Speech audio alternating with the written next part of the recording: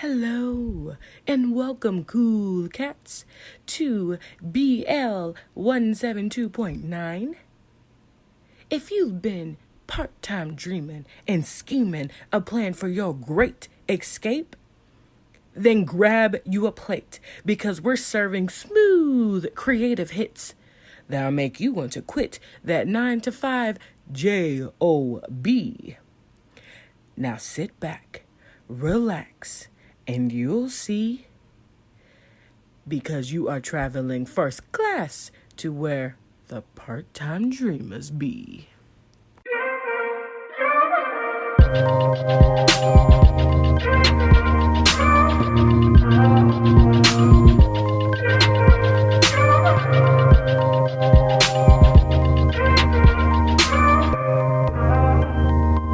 Hey everybody, welcome back to another episode, which is titled, May the Grind Be With You. In this episode, we're going to dive into some topics about script writing, a script I'm currently working on, also wanting to talk about just me in the process when I'm trying to write a script, what I'm dealing with, actually what I'm currently dealing with right now. This is all kind of in real time of what's happening. And then also just kind of talking about just in general where I'm trying to go, and if it's not made obvious by the title, that a girl is trying to get her grind on. A girl is trying to get into this industry and she's trying to make some things happen, okay? Now, I know you heard my intro in the beginning, and I really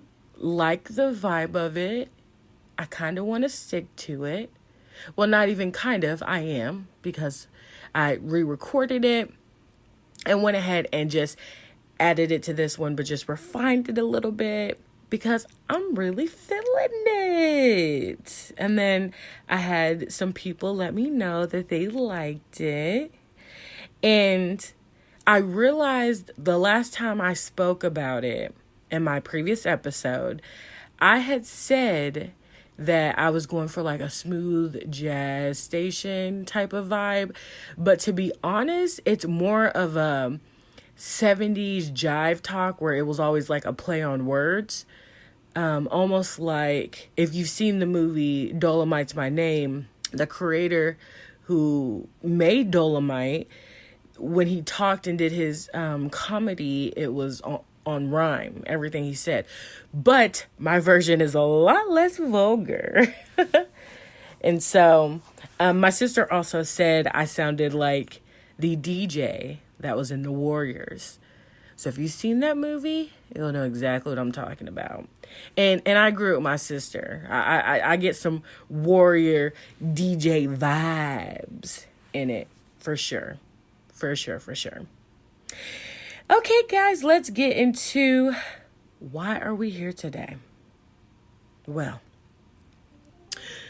we are gathered here today to talk about a girl with big dreams.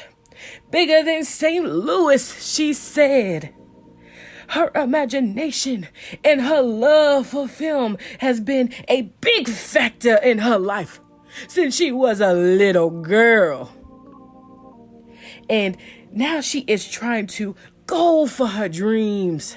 She's trying to accomplish her dreams, one goal at a time. Do y'all hear me? Let me know if y'all hear me in the back.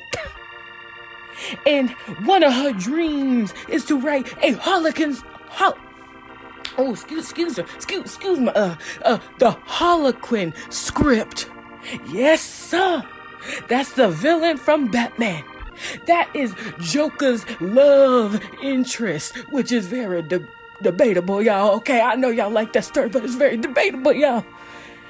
And she is trying to get her dream to come true. Even though it's small now, she's working on it. Yes, Lord, can I get an amen? So yes, I am currently working on a Harlequin script, which is more centered around an origin story. Now, I bet you're probably wondering, who the heck am I talking about? Or you know who I'm talking about, but there may be certain, you have bits and pieces of knowledge. Now, when it comes to Harley Quinn, do not get me started, okay? I will absolutely go in with no mercy, okay? Because I really love that comic book character. And I can't pinpoint when exactly my love for her started. And I hate sometimes when I'm talking because I'm thinking while I'm talking, I'm trying not to say the wrong thing. And then when I play it back, I'm like, wow, it really sounds like I'm trying to calculate everything I'm saying. But don't mind me. Anyways, so I can't pinpoint when exactly I started falling in love with her. I know it had to be, I want to say maybe sometime after high school. And she has just always been a comic book character that I've been so fascinated. One, because I have this weird thing where I like clown makeup and stuff. So like, if you've ever seen the movie The Crow, well, my favorite is not the original Crow with Brandon Lee. I love the Crow City of Angels that had, I forgot his name, but I know his last name is Perez. Something Perez. And so I just have a thing about that. I just think it just kind of can insinuate someone's... Insinuate? Am I saying that right? Whatever. It can really bring out someone's features. Like, it can kind of make them better than how they look sometimes. Or, I don't know. Maybe I'm kind of weird. And her whole costume, her demeanor, her attitude, the way her confidence that she has, even though her relationship with the Joker is kind of, in today's terms, definitely not appropriate, especially with the Me Too. I'm just saying, but, that's what her character is about. And I'm actually wanting to get into that. Let's actually get into some history about Miss Harley Quinn. Okay, so Harley Quinn was made popular, well, from kind of like the newer generation's perspective of her. She was made well known by a movie called Suicide Squad, which came out in 2016. But if you didn't know, Harley Quinn has been a long-standing villain in Gotham for well over a decade. Suicide Squad was basically Harley's feature film debut. But if you want to get technical, she was first featured in a live action medium, I guess you can say, which was a television show, and it was called Birds of Prey in 2002, which now they're currently making a Birds of Prey movie, but in 2002, they actually came out the Birds of Prey TV show. Now, I can't speak for much of the TV show or how prominent she was or what they did with her character in that TV show. I've only heard about it, but I would be interested to definitely watch it to see how they portray her or what they do, because now in the current films that they're making, she's like emancipated. She's separated from Joker. But her original character was created because of the Joker. And we're going to get into that too. So just going back, Harley Quinn was actually first introduced in one of the Batman the Animated Series episodes. The episode was actually called Joker's Favor, and it was written by Paul Dini, and Harley was like this small frame woman with this likeness to the Joker, where she had this black and red leotard on with the whole gesture, get up, painted face, mask, everything. Because now that they've completely revamped her costume, a lot of people don't even know what the original Harley Quinn looked like. And that blows my freaking mind, because I'll show people and they'll go, oh, okay, I didn't know that. And I'm like, what? On Google, whenever I'm trying to find pictures of her, like if I'm trying to change up my background on my phone or whatever, I have to type in classic Harley Quinn. If I type in the Harley Quinn just with her name, it will only show the revamped, the redesigned Harley Quinn. And, it's a little heartbreaking, because I think that jester costume is just the most adorable thing ever.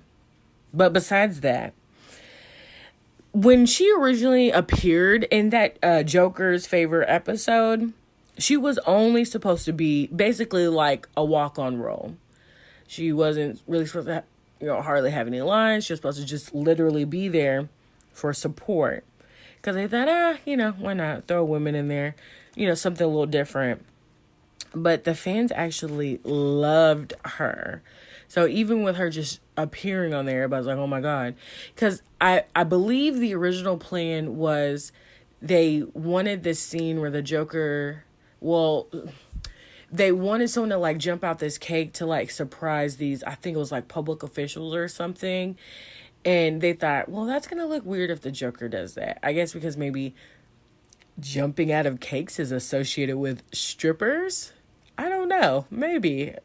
But they thought, well, we'll create a female character instead to do that, because it just looks better, I guess. And it's funny because that was the reason why they wanted to create her, but then they end up having him jump out of the cake anyways, and she just pushed the cake in there. So I guess they needed someone to like push the cake in, I guess, to be a distraction as well, a decoy. And they're like, oh, this funny looking girl in this suit, she's completely harmless. But what you don't know is the Joker's going to jump out of this cake. Anyways, so they basically, after that episode got so much attention, everyone loved her. They continued featuring her in episodes as she became what people know her as, was the Joker's sidekick and love interest. I use love interest very, very loosely, because if you know the Joker, he cannot love, okay? He is not capable of loving someone just because of his history, because of his mental illness. He just has other things going on, and he cannot properly, let's just say Joker is not your ideal man that you would want to be in a relationship with, okay? He's not cooking dinner. He's not going to work, coming home. He's not going to help you take care of the kids. He got other things to worry about, aka the Batman. That's who he's worried about. That's who his true love is. If you want to go there, technically, not like in a romantic way, but just in a, cat and mouse, endless vicious cycle of trying to break this man. But anyways, that's a whole nother subject for a whole nother time. So now, if you are curious like me as to how the wonderful Harley was actually created, Paul Dini was inspired when he watched an episode of Days of Our Lives, and there was a fantasy sequence where the actress Arlene Sorkin wore a jester costume and had this high-pitched voice trying to entertain this king. I think it was this queen and king, and I think it was her son. And like, as she was trying to entertain them, she was just doing nothing but messing up. But she was really kind of cute and ditzy while she was doing it. And Arlene, that same actress that he got inspired to create the character. So besides the fact of them wanting to do the whole cake thing, like how they even came up with the character just in general was because of that episode in Days of Our Lives from that actress. And then that same actress, Arlene, ended up voicing her in the Batman series, and she became the voice of Harley Quinn. Like, literally what she did was the staple for how Harley Quinn sounds today, which is absolutely mind-blowing. Anytime someone creates something, they're the pioneer in something, it blows my mind when it's so genius, it's so creative, it sticks so much that it carries on throughout the years. You know you have something great when it carries the weight of time. Bam! Oh my God! I'm a poet and didn't even freaking know it. No, actually, I did know that because I have dibbled and dabbled in poetry, here or there. But I just think it's the coolest thing ever. And that's one of the biggest reasons why I want to be a creator, why I want to be in film, why I want to write, why I want to produce, why I want to act, why I want to direct, why I just want to be involved in film is just mostly the creative aspect. Even though, and this percentage may be totally off, but film is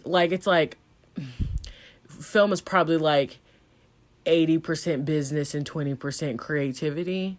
But still, that 20%, I mean, I could go home every night and just be like, this is the life.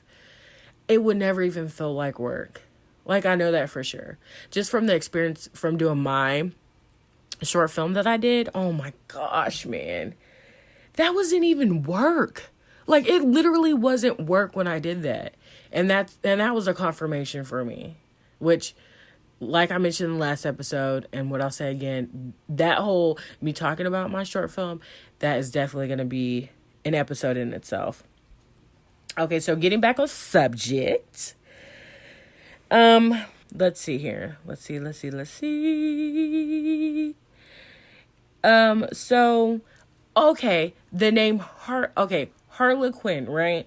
Which is also wordplay from the actual word Harlequin. So, the way they spell the character's name, it's Harley space Quinn, okay? And it's like a play within a play within a play, because they separate her name to two words. Now, her original character, before she was transformed into the beautiful, charismatic Harley Quinn, her original name is Harleen, and I feel like sometimes I'm saying that wrong, but it's Harleen. Her last name is Quinzel. No, Harleen, I'm saying correct. The last one, Quinzel. It's Quinzel. And then, when she turns into basically the jester, the sidekick, she turns into Harley Quinn. And the actual word Harley Quinn, which is spelled Hareliquin,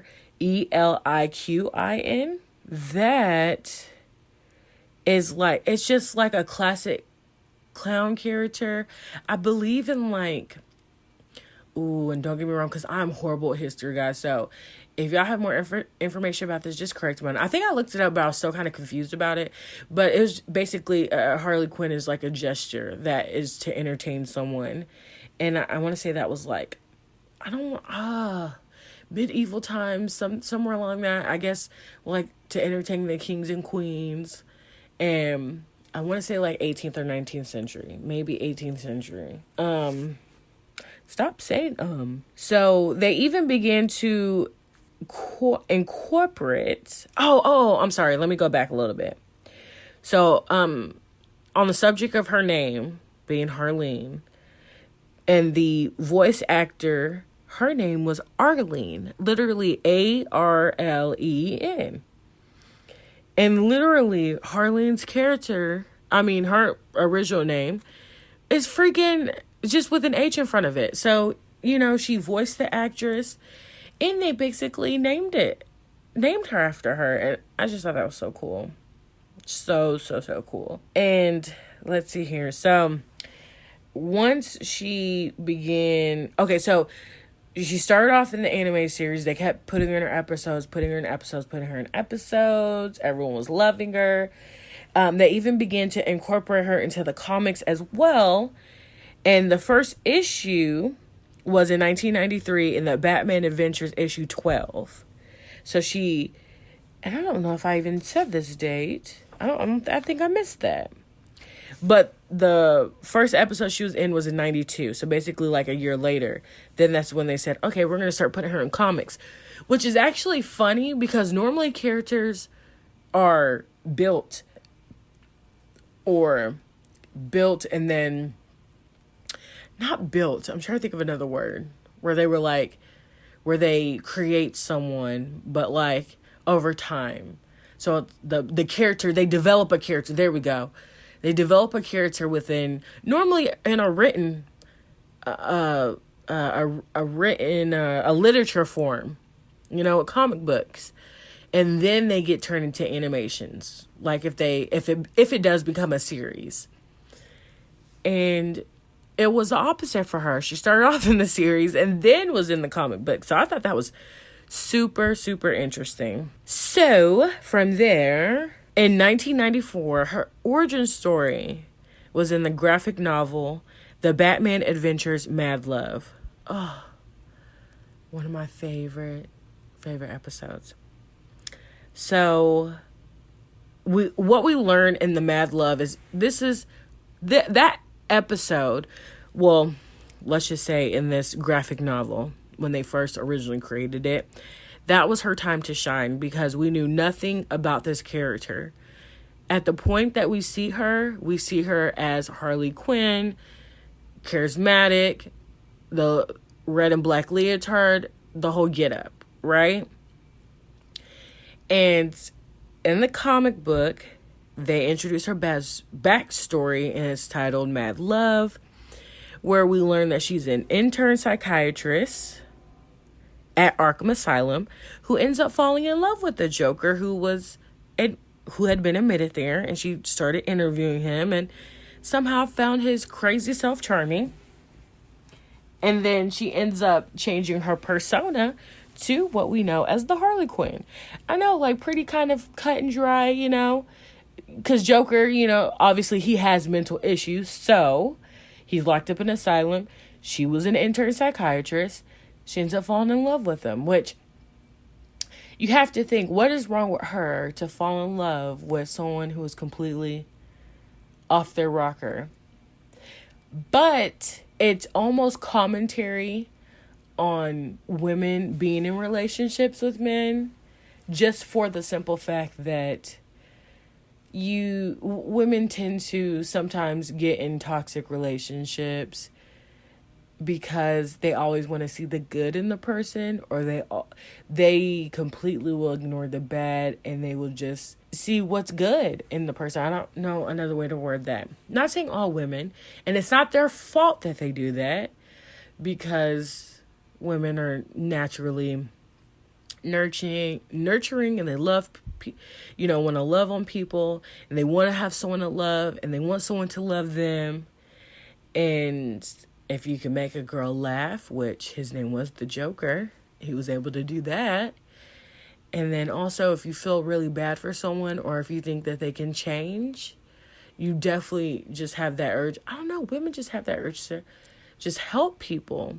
I know I've been in a situation like that where I've dated a guy and I'm thinking, oh my God, I'm going to help him. I'm going to make him a better person. But in reality, that person is who they are. And nothing I'm going to do is going to change that unless they want to change. And if they have malice intentions, if they have hidden agendas, if they are being manipulative, then they're going to make me think that I can make a change in them. But in reality, they're still doing what they want and they aren't changing one bit. And their dynamic with the Joker and Harley Quinn, it's very interesting and it's very complex. And I believe it does mirror some of real life, because you think, oh my gosh, she gets with this clown freak who's always after Batman, and yet she sticks by his side. And even in the animated series, he pushed her around. I mean, he would throw her out, and he would be so ugly to her, so mean, and she would just constantly be nice. She would constantly be by his side. She constantly loved him. And it's a commentary in real life and what, women deal with in toxic relationships. And I know the language has to change about women getting into these relationships, because the guys are getting into it as well. So I'm definitely not saying, oh my God, this is all on the woman, this is her fault. No, not at all. Please do not interpret it as that, because that is not what I'm saying. It's the opposite of what I'm saying. But it's just two people end up in a relationship, and if it's a man or if it's a woman, or if it's a woman and a guy, whoever you choose to be with, if one person is toxic and the other person is just trying to better the other person, and they think that they can change them, but at the end of the day, you can't change anyone. But, some people aren't ready for that conversation yet. You know what? I hate when people say that, because if I'm choosing to listen to you, and let's say we're talking about something that is very real, and you mention something else that's kind of a subtopic or related to, and then you go, well, no one's ready to hear that yet. Okay, well, I came here to listen to this, so what makes you think I'm not ready for that? Like, come on. So I don't know, maybe some of y'all are ready. I can go on about this Harley Quinn and Joker. Like, don't play with me, boo. Period, boo. Don't play with me. Just don't, please. But to get back on the subject, because I actually do a whole podcast about Harley and Joker's relationship. Oh my gosh. But anyways, so that graphic novel that talked about her origin story, it won the Eisner? I feel like I'm saying that wrong. Eisner. I can't pronounce things, guys. Like, did I even go to school? How did I get a diploma? That's because of all this texting and stuff. We're so used to saying things in our head, or we're so used to typing things out, and we don't use our words. We don't vocalize things as much because we're too busy just typing it all out. And I think that's my issue. But oh well. So yeah, I won I'm going to go with Eisner and the Harvey Award for Best Single Issue Comic of that year. Which, did I mention that year? I think I said that. The year. Because I said 93 on that issue, but man, love, I don't have the year. But yeah, so whenever that came out, you can look that up. So, yeah, and so it got a whole bunch of praise. Everyone freaking loved it, because it's a really interesting concept, talking about, someone who's has a PhD and falls in love with a freaking mental patient. You don't hear a lot of stories about that. Or, you do hear about, people, mental awareness is becoming more of a thing and widely spread.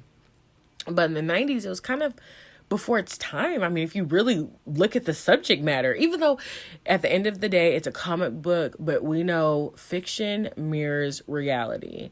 And a lot of the times when we look at things that we read and we watch and we think it's funny, it's taking us out of reality. But in reality, a lot of this stuff is a commentary on our reality, but it is masked in a way of entertainment where it still can snatch you out of your everyday problems and put you on the roller coaster of entertainment, if you know what I mean.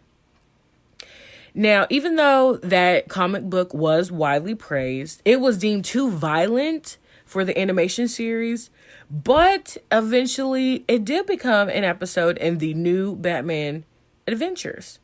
And the episode was titled, same as the graphic novel episode, or no, not episode, same as the graphic novel, Mad Love. And now there are just so many versions that elaborate her origin story, because I buy a bunch of the comic books, especially like the New 52, which I believe came out in like the early 2000s, where they kind of revamped her and started separating her away from the Joker, making her a more independent person, more independent mind person, and more of an anti-hero. She doesn't necessarily go out her way to do good, but she still helps people. And her whole intention in life is to not, go after a hero or to destroy mankind or to cause chaos or anything like that. She's just kind of just a girl trying to find her way in this, or a woman in this world just trying to find her way, who's charismatic and really entertaining to watch. But it's like she really doesn't mean any harm. So yeah, in the newer comic books, she goes without Joker, she becomes her own person, and she's just cool as shit. Oh, I love her. I love her so much. Yeah, you do not understand how much I love her. She's my favorite. So, let's see where we're at here. So yeah, that's some history of Harley Quinn, just in case if you didn't know. If you only knew her from Suicide Squad or from what Margot Robbie has played, which I have to give Margot Robbie props. She does an excellent Harley Quinn. I think previously, even though they did feature her in the Birds of Prey show, and I haven't seen that performance, so I mean, I have no idea what she did. But as far as putting Harley on the big screen in the cinematic world, Margot Robbie is the most perfect person to play her. I mean, just absolutely amazing. The voice, she already has the voice down. Like if you've seen her in Wolf of Wall Street with Leonardo DiCaprio, she already had that voice. She could do it really good. I want to say like a Boston Eastern accent. Not like a New York one, but somewhere around in that area. She's really good with doing that type of accent, and that's what her voice is.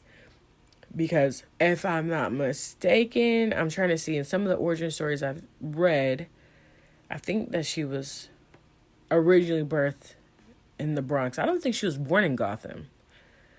I think she was like somewhere in New York, and then transitioned whenever she got a scholarship to be at Gotham University, which was on a gymnastics scholarship. The Mad Love episode, I don't know if it's different in the graphic novel that had came out, but once they translate to the new adventures and they made the Mad Love episode, it's told that she, or no, I don't think they made, I think, okay, I have a coloring comic book version of that, and if I'm not mistaken, I believe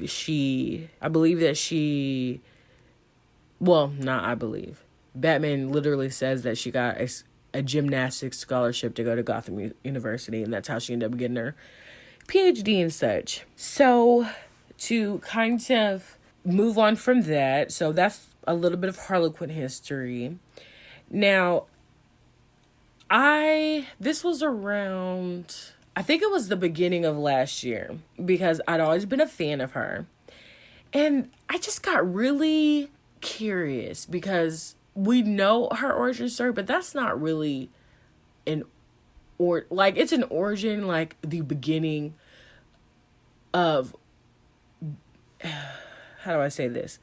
So her origin story is the moment in her life, literally before she transitioned into Harley Quinn, right? Because we meet up with her at the Arkham Asylum. She falls in love, then she turns into Harley. Obviously there's some stuff that is in between that makes her fall in love, so on and so forth. And I have read some comic books that go over like her life when she was a teenager, what she was like as a kid, what her family was like, just a little bit of how her personality developed into who she is. But there hasn't been a cinematic presence of all of her story. That has not been fully developed. We've only gotten bits and pieces I've gotten bits and pieces from the comic books I read. And actually, I discovered that there is a new comic book where Paul Dini and there's another, I think it's the illustrator, they work together to create her origin story. And this is from Paul Dini himself, who was the one who created Harley Quinn, the creator of Harley Quinn, okay? And I do have plans to pick that up. I really, really want it. I want to read it. I want to see what his story is of her, what her full origin story is. Now, I, as the writer I am, have came up with my own story. And before I get into a little bit of that, so yeah, the beginning of 2018, I decided I'm going to write a Harley Quinn script. And of course, procrastination. I don't want to say laziness. I don't want to say, I'm not lazy. I'm in my head a lot. And I just keep my ideas up there. I'll think of scenes. I'll think of dialogue. And it just stays in my freaking head. And for some reason, it is the hardest thing for me to just sit my butt down and just write and just flesh it out. Just sit down and do it. And that's a whole nother episode. So I knew I wanted to do the idea. I was excited about it, but I just didn't do it. And it wasn't until my sweet, sweet boyfriend had told me, this was around the time we had met, and I've expressed to him, I love Harley Quinn, she's my ish, so on and so forth. And I want to say I told him, I want to write a Harley Quinn script. And he was sweet and said, I have this surprise for you. I wrote you this Harley Quinn script. And I was just no, you were not going to write a Harley Quinn script for me. I am an independent woman that don't need no man writing no script for me. But I know he had good intentions and he just wanted to do something sweet. I think it was just he wanted me to have something to read that was in a script form, because me and him, that's what we have in common, is we love cinema, we love movies, and that's what brought us together. And so my stubborn, competitive self said, well, I can write my own script. And so it turned into this competition, because I thought originally he wasn't finished with his. And so I said, oh, well, I'll just start on mine and we could just make this a competition to see who's better, which in hindsight, that sounds so mean, because when he wrote it, he was literally just being nice to me and wanted to be sweet and was just writing about a character I love. And here I come. No, me, independent. I write script alone. What the heck? And so, yeah, it turned into a competition, but I will give him credit. If it was not for him, I wouldn't have gotten the strength. I wouldn't have gotten the focus to create it. So that competition actually put my booty in gear and made me want to start writing the script. And this was all happening within that same year. So at the beginning of the year, I had made a goal. I wanted to write the script. I just wasn't doing it. And then it wasn't until October of that year where he told me he was writing the script, blah, blah, blah, blah, blah. And then the competition happened. And so when the competition happened, I had 2 friends from work that are so sweet. And they know I love Harley Quinn as well. And I told them about it. And then I don't even remember I don't know if I suggested it or if one of them said it, but we basically came to an agreement that they were going to be the judges for the script. And they wouldn't know who wrote what script. We were both going to have it finished. We were both going to I put them in brown envelopes. There was an A and a B on it. And they each, one of them would have one script, the other one would have the other, then they'd switch. And then they would decide basically who was the winner of writing the best Harley Quinn script. And you want to know? You want to know who won? My boyfriend. His big-headed self won. For real. Y'all, I was like, I was hurt. I was in my feelings. I was so hurt. Well, I know when I was writing the script, I was rushing it. It didn't have me in the script. I mean, I would give you this much. The beginning of the script was like 10 minutes of basically voiceover. I was doing like a montage of her life instead of like actually just like showing her living it. And I know that was literally one of the biggest issues. And there were some other ones as well. And then I was kind of just like picking from different comic books. And it really wasn't me. It wasn't like me writing her story. It's like me taking what everyone else has written and then just pieced it together. And it's nothing I'm proud of. I didn't do. I agree. I knew I didn't do my best.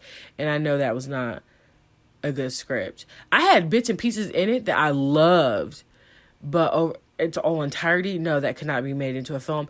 And then if that was made into a film, I would have been horrified to present that to people. Like, no. But my boyfriend, he did write a good script.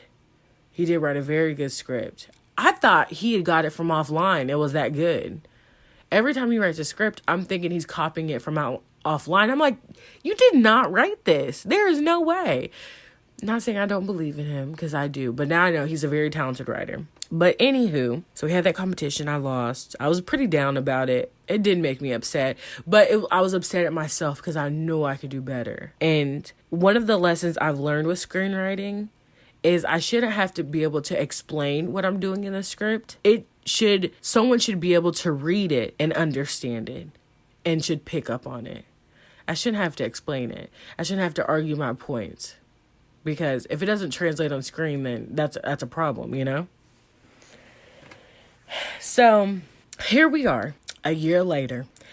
And I still had this Harley script on my mind. I knew I still wanted to do it. I knew I was capable of doing it. And it's so crazy. The beginning of this year, I didn't write on the script. I didn't do anything. I didn't touch it after the competition we had. And then literally a year later, the same month, actually around the same day, I want to say it was like October 9th, 10th, I think is when we finished our scripts.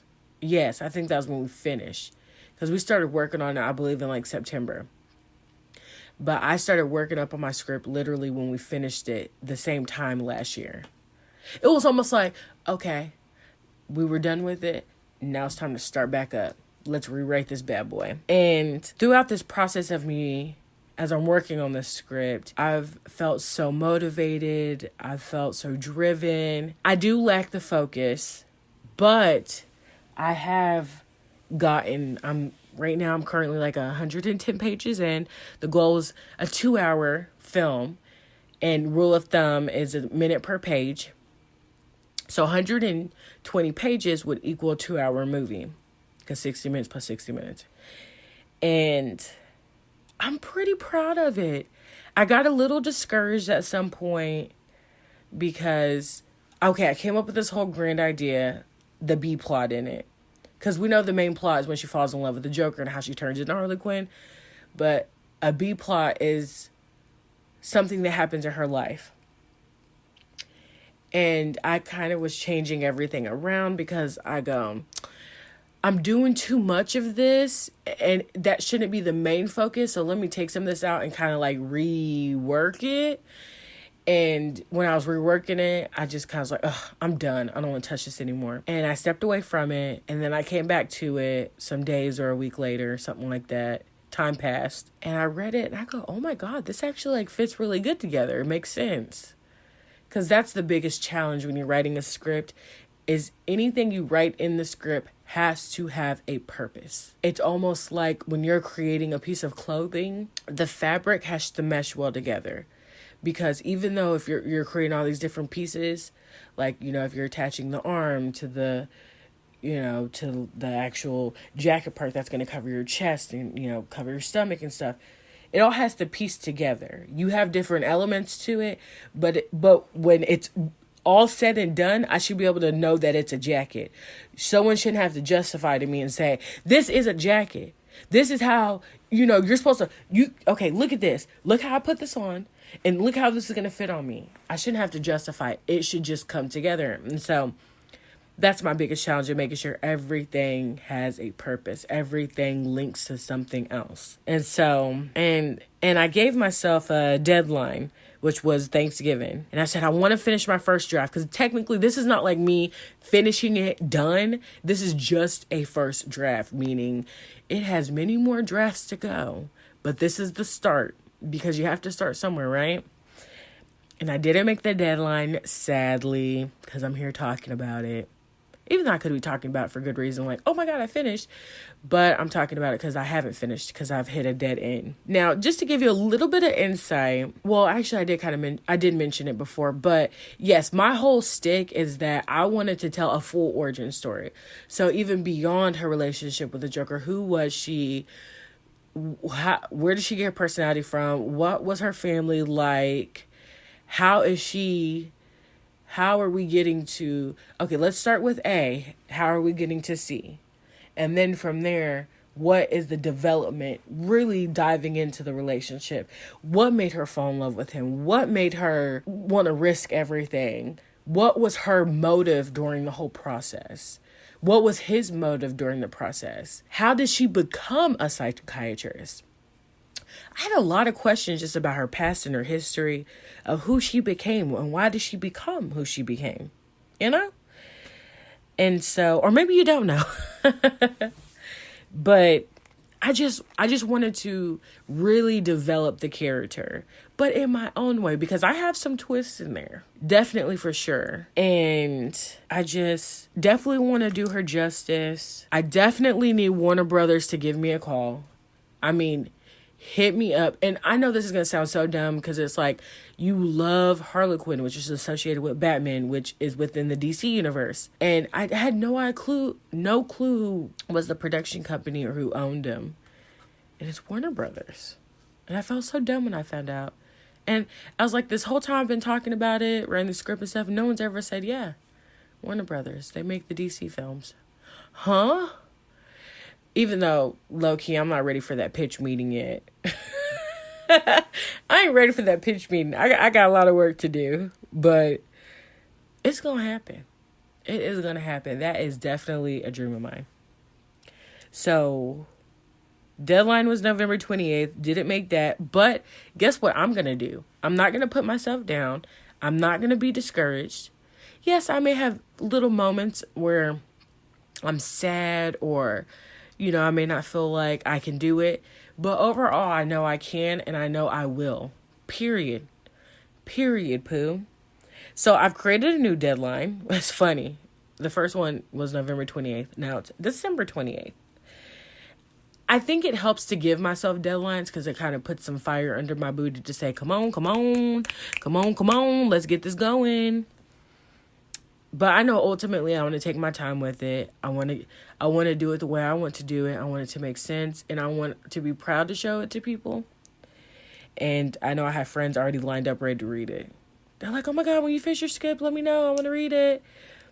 And I'm scared, because I have like a list of people. I have like 1, 2, 3, 4, 5. Did I have one more? I think there's only 5 people I can think of. Oh, 6. Yes, another person. Like 3 of them are like my coworkers. One's my sister. One's my boyfriend.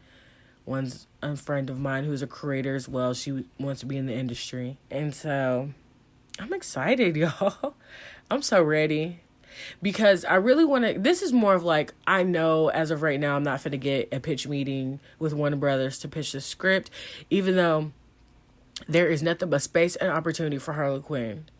Even though they're making the Birds of Prey, they're making the City of Sirens? Yeah, City of Sirens.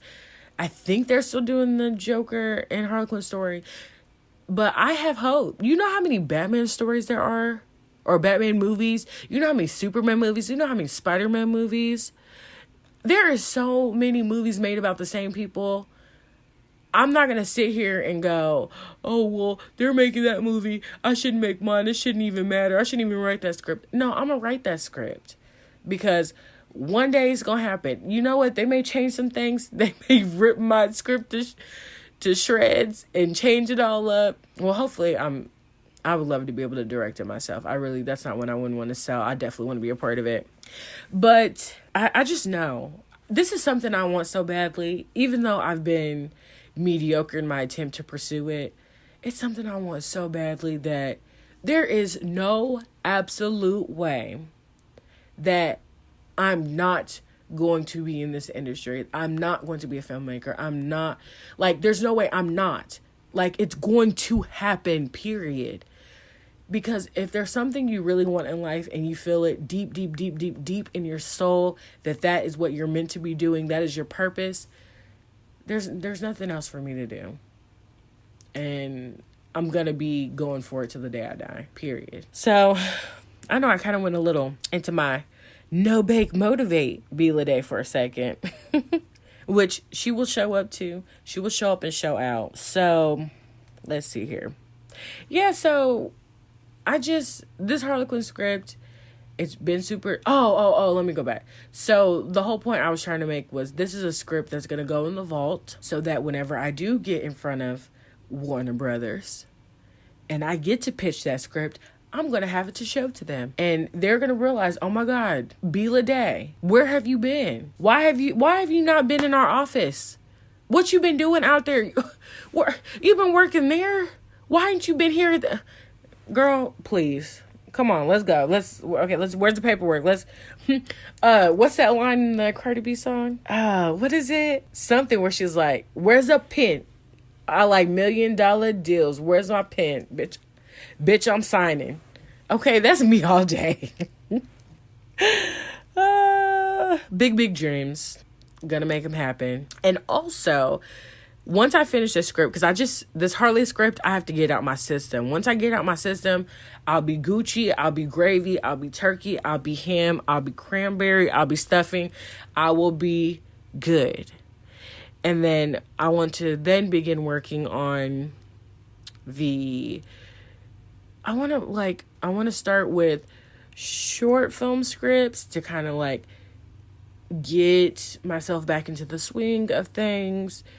I want to make feature lengths as well, but it's all a process, and I know there's a lot of things I need to work on, and if I start with simple 10-page scripts, then that will be more reasonable compared to me just freaking starting off with features. Like, who does that? No one starts, this is one of my lines in my script, no one starts at the hard level.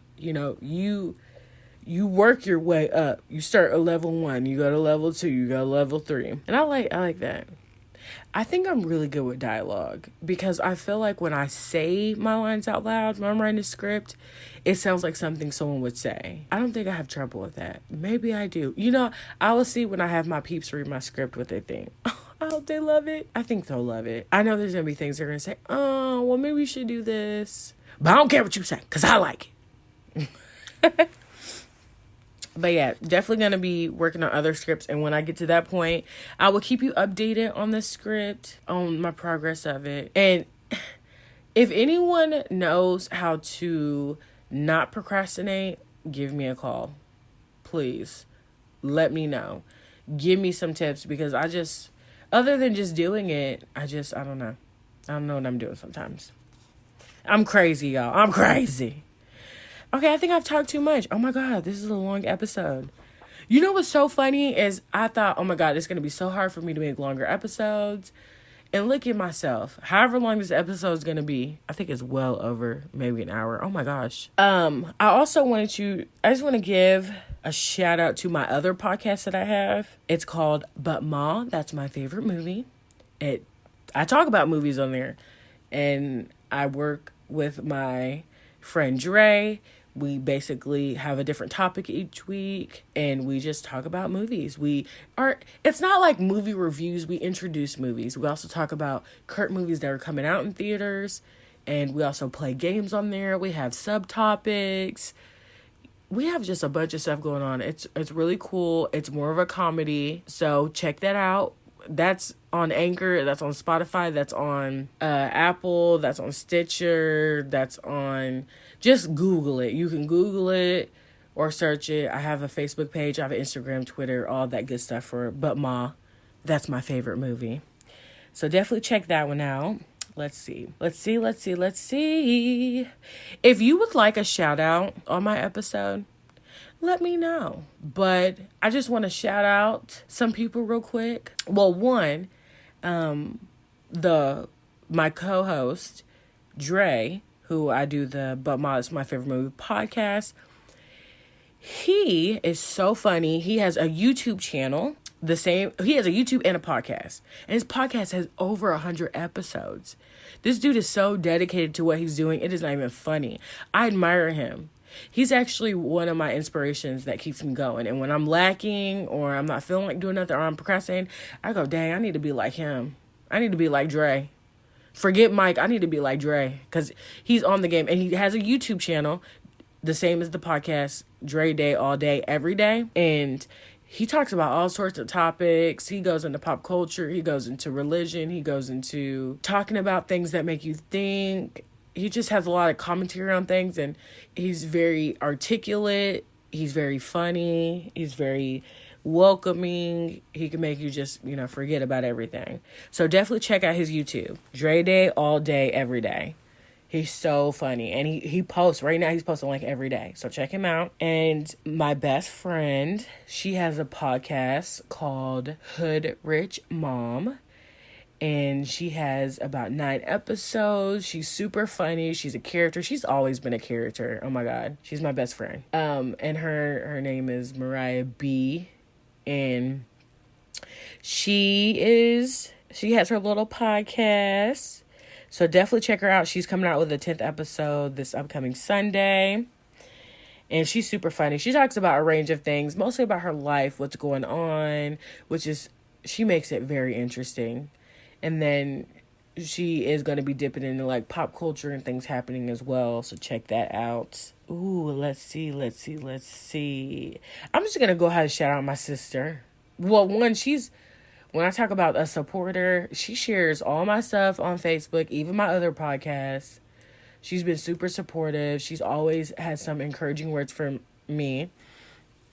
And she is my sister, Amber. And I don't know if she wants me to say her Facebook name, but it's funny to say. It's Ambi, Bambi, Sugar, Bandit, and then her last name. But she makes earrings. She makes custom things, like cups with like not like engravings, but you can get custom cups, a bunch of stuffs. And she has her line that she's starting, which is called It Comes With Fine Print. And I have like skeleton earrings. I have these fang earrings where it's like a mouth and has fangs on it. And she makes cool jewelry, cups. So if you're looking for some custom made stuff, hit her up. She hasn't made a page yet. But if you're interested, you can hit me up and then I can relay that to her. And then I can get you in contact with her. And let me see. Oh my God. Am I missing anything else? Oh, and then also my No Beg Motivate channel. It has been on hiatus. I've been on hiatus with that channel. I haven't created any new episodes, but I do have some episodes there. It's meant to support people to follow their dreams, especially if there are people that are putting them down and telling them not to do what they want to do. And my channel is there to be that light to let you know, yes, go for it. So No Big Motivate, that's on YouTube. You can check that out. And I think that's it. But if you want to be shouted out, you can actually email me at parttimedreamer9@gmail.com or on Instagram. I'm part-time dreamer 9 as well. And it's _time dreamer 9 as well. If you have any commentary, or if you have things you want me to talk about, or if you have any questions about anything, or if you just want to talk about Harley Quinn, hit your girl up. All right, I'm out. Bye.